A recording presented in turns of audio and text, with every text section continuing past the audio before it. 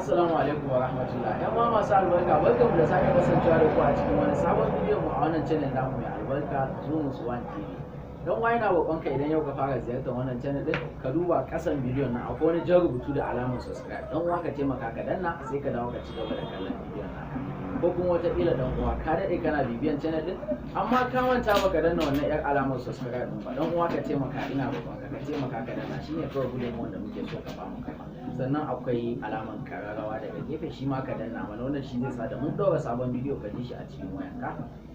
Idan kana bibiyan wannan channel namu mai albarka, ka san inda channel din ya dosa, daman ka san kalar shirye-shiryen da muke kawo muku. Jiya ma dai ba mu canza ba, muna kan wannan tsari ne insha Allah.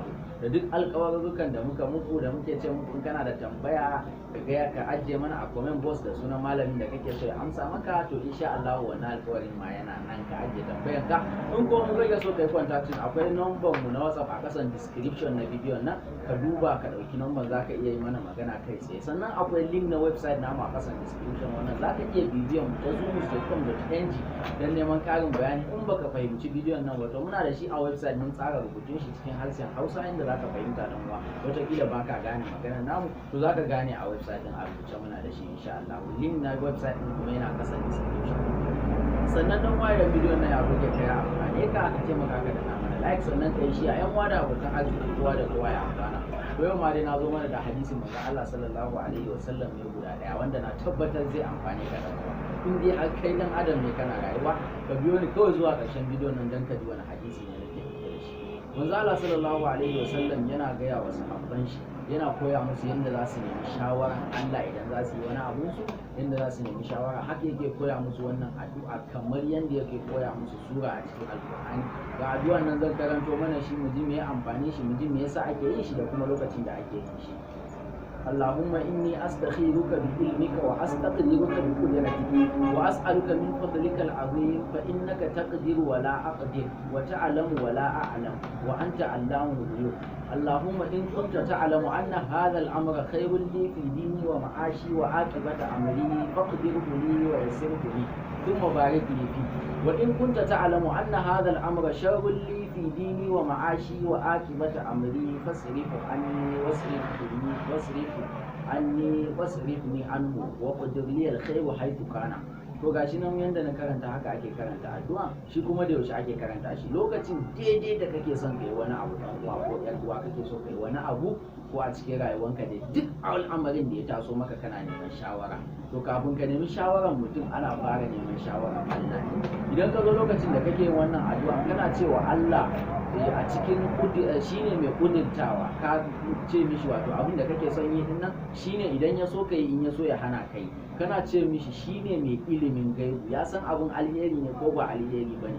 To ka gama jinjina mishi cewa shi ya san komai, shi zai iya yi, shi zai iya hanawa. Sannan sai kake ce mishi a cikin wannan al'amarin da zaka yi, idan alheri ne ya tabbatar maka, ya sa maka albarka a ciki, kuma ya sa maka sauki a cikin abu. Idan kuma shari ne, ya hana ka yin abun ko kuma ya ɗauke hankalinka akan abun, ya canzo maka kuma da wani wanda ya fi shi alheri. A daidai inda zaka ga abin da kake bukatan ka aikata din, bari in zo maka in karanta maka, sai ka ji daidai inda zaka shigo da abin da kake so.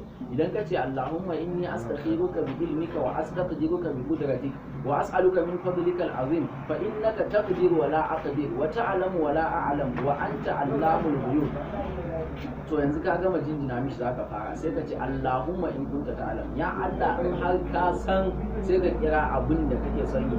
In har aikin nan da zan fara yi khairul li fi dini wa ma'ashi wa aqibata amri, alheri ne a kaina, karan kaina, a rayuwana kuma a sauran al'amura na. In wannan aikin zai zama alheri a gare ni, to ka sa mun albarka a ciki, kuma ka sa mun sauki a cikin abun, ka same shi da sauki kuma ka tabbatar min da shi.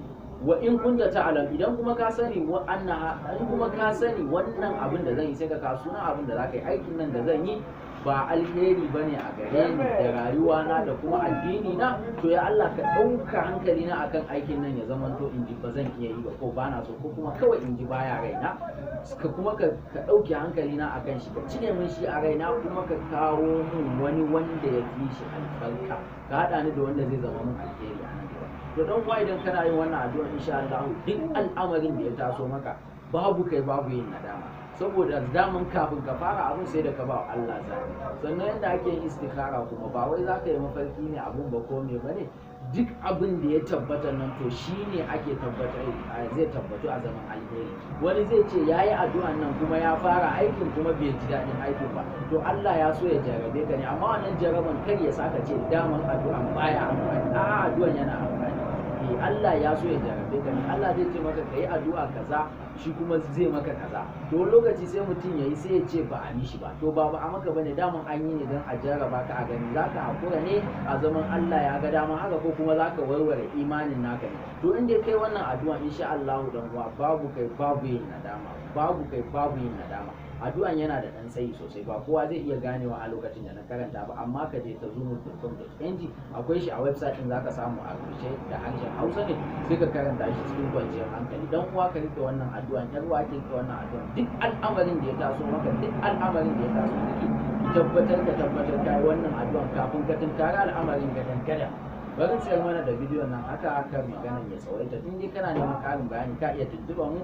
Wassalamu alaikum wa rahmatullahi, mu haɗu da ku a bidiyo na.